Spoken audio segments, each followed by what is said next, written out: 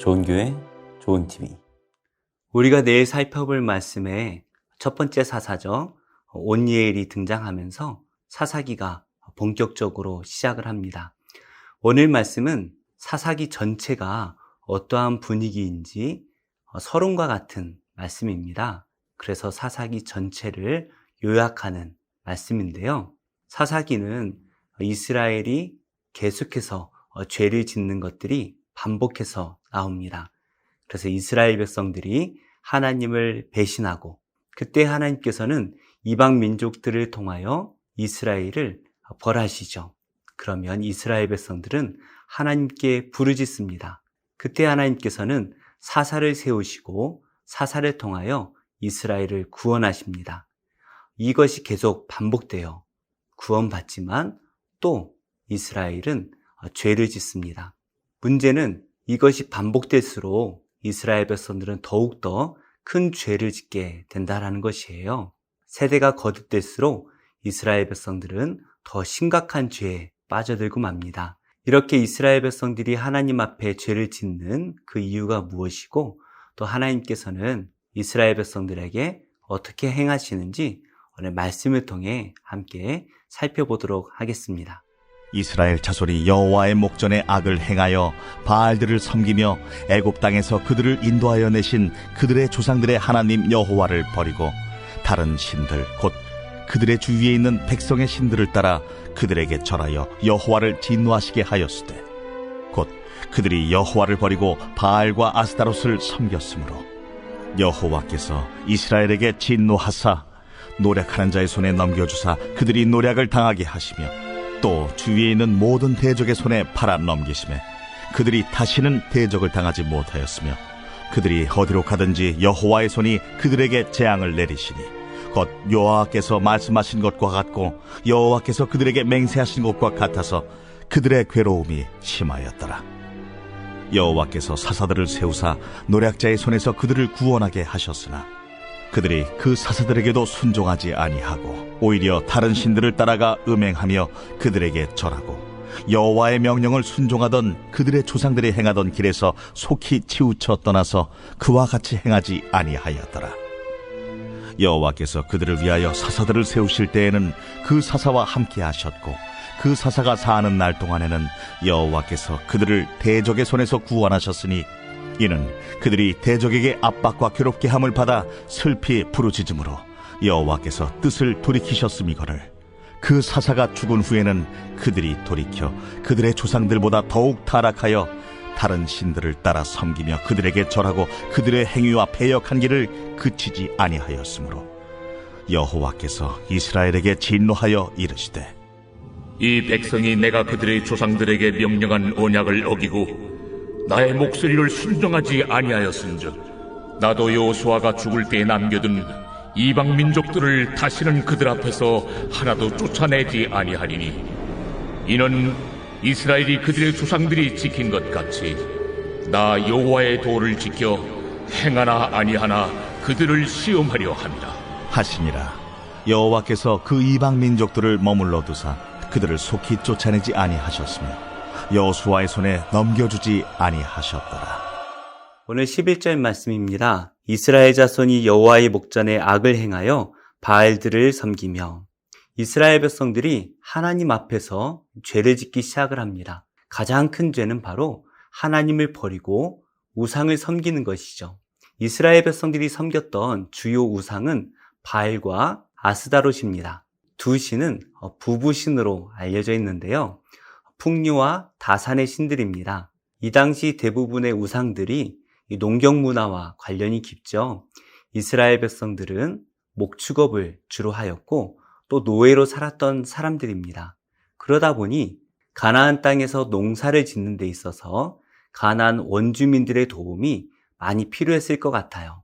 그래서 그들에게 농사 짓는 법을 배우는 도중에 아마도 이 바알과 아스다롯이라는 이 신을 섬기는 그 우상 문화를 자연스럽게 배운 것이 아닐까 생각됩니다.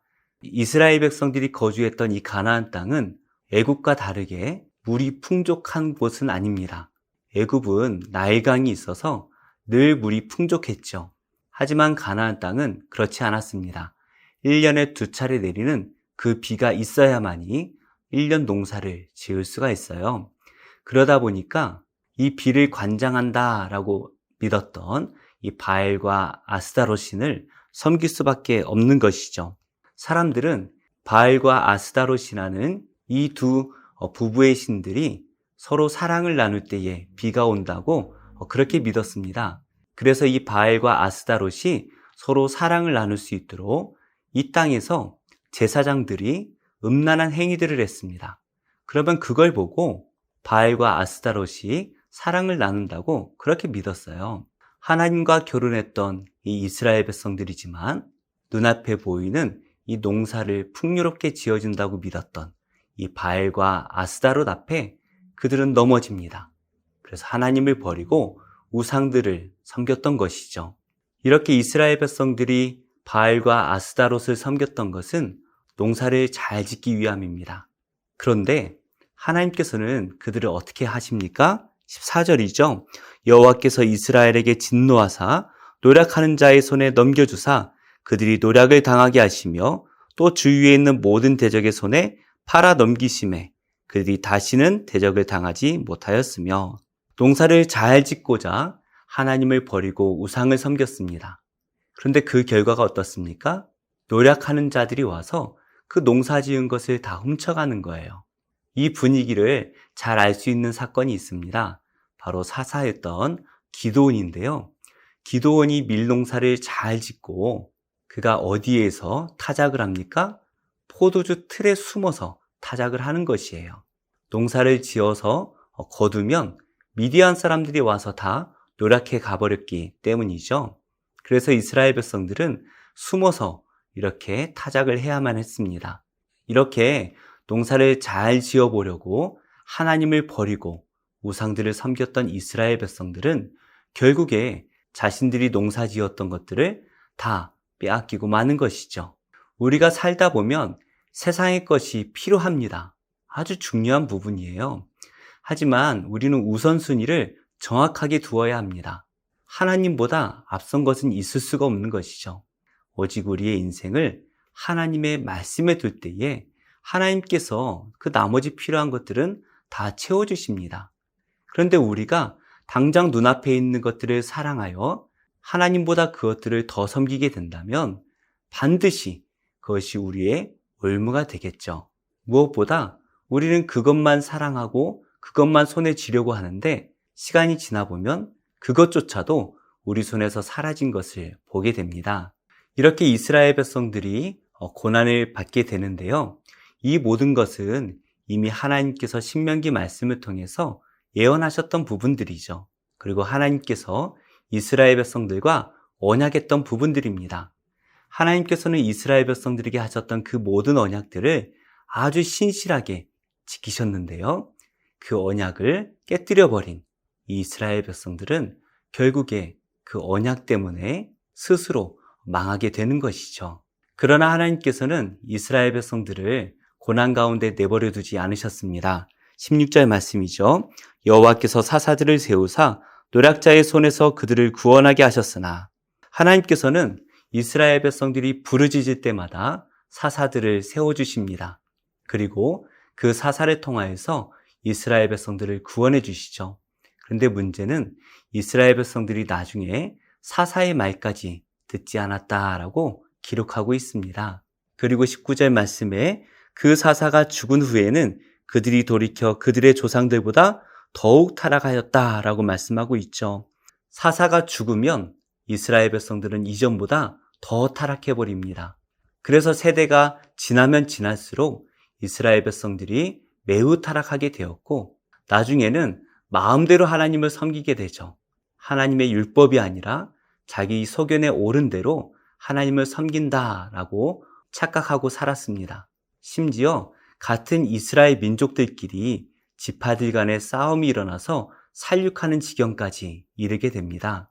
이렇게 이스라엘 백성들이 계속해서 타락하는 모습들이 나오는데요. 하나님께서 이 글을 읽고 있는 우리에게 바라시는 것은 무엇일까요? 이제 더 이상 죄를 짓지 말고 그 죄를 끊어내고 하나님께로 돌이키라는 말씀이죠. 죄를 버리지 못해서 결국에 그 죄 때문에 고난을 받고 있는 우리의 모습을 바라보시며 그 죄를 끊어내고 하나님께로 올 때에야 비로소 참된 행복과 기쁨과 평안이 있다라는 것을 우리에게 말씀하시는 것입니다. 우리가 무엇 때문에 힘들어하고 있습니까? 우리가 힘들어하는 그것들을 생각해 보면 결국에 우리가 사랑하는 것들이죠. 우리가 하나님을 사랑함으로 그것들을 끊어내야 되는데 그러지 못할 때에 결국에 그것들이 우리를 힘들게 만들고 우리를 시험에 빠지게 만드는 것이죠. 이제 우리는 다시금 우리의 우선순위를 바꾸어야 합니다. 하나님이 우리 인생의 우선순위 1번이 아니라 우리는 오직 하나님만을 의지하며 살아야 합니다. 하나님만을 의지하고 하나님만을 사랑하며 살아갈 때에 하나님께서는 나머지 것들을 우리의 필요에 따라 다 공급해 주시죠. 오직 그 하나님을 믿고 자신의 인생을 맡기는 그 사람, 하나님께서는 그 사람과 동행하시며 그 사람과 함께 하시고 복을 주십니다. 그러나 하나님이 아니라 다른 것들을 사랑하는 사람들은 결국에 자신이 사랑하는 그것들로 인해서 힘들어하고 고난을 받게 되지요. 우리 성도님들을 힘들게 만들고 있는 그것들은 무엇입니까? 오늘 기도하면서 과감하게 그것들을 끊어내는 하루가 되기를 원합니다. 내가 사랑했던 것들을 다 끊어내고 오직 하나님만을 사랑하고 하나님만을 의지함으로써 하나님께서 기뻐하시는 복된 인생이 되시기를 예수님의 이름으로 축복합니다. 내가 주인 삼은 모든 것 내려놓고 내 주 되신 주 앞에 나가 내가 사랑했던 모든 것 내려놓고 주님만 사랑해. 다 함께 내가 주인 삼은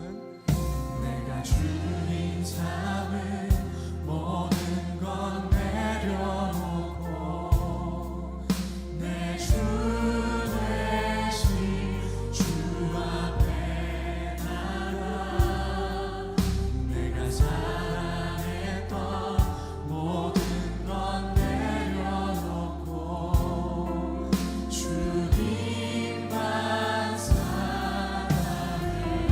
주 사랑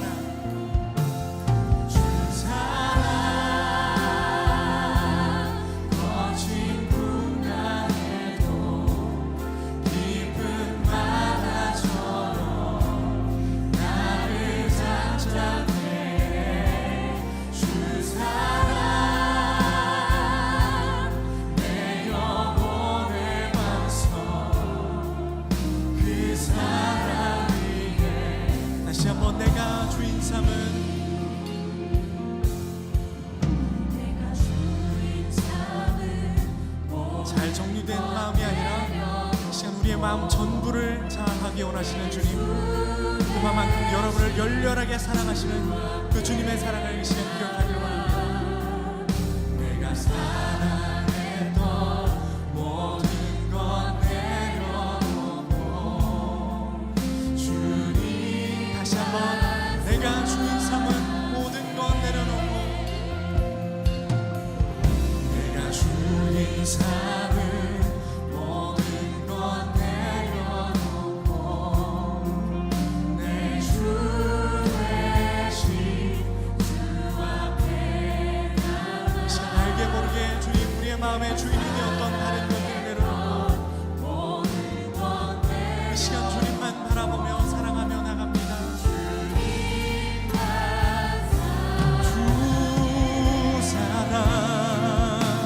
주 사랑 거친 풍랑에도 깊은 바다처럼 나를 잠잠케 해. 주 사랑 우리를 열렬하게 사랑하시는 그 주님 앞에 이 시간 온전한 우리의 마음 전부를 드리기 원합니다. 온 맘 다해 주님을 사랑합니다. 온 맘 다해